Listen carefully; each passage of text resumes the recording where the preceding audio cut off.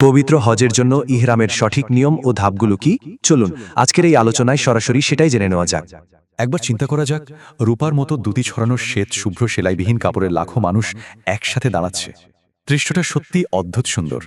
ইহরাম আসলে কি?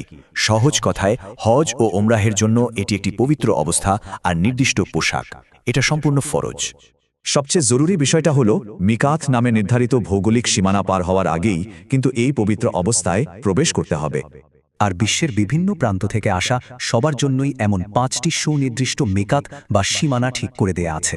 শারীরিক প্রস্তুতির বিষয়টা একটু দেখা যাক।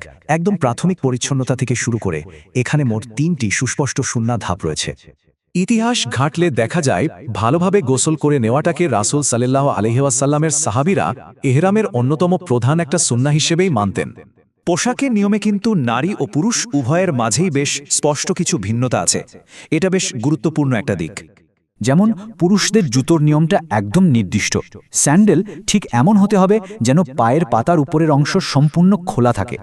সুগন্ধি, হ্যাঁ, জানা যায় যে রাসূল সাল্লাল্লাহু আলাইহি ওয়াসাল্লাম ইহরামের আগে নিজের শরীরে সবচেয়ে উত্তম সুগন্ধিটাই ব্যবহার করতেন।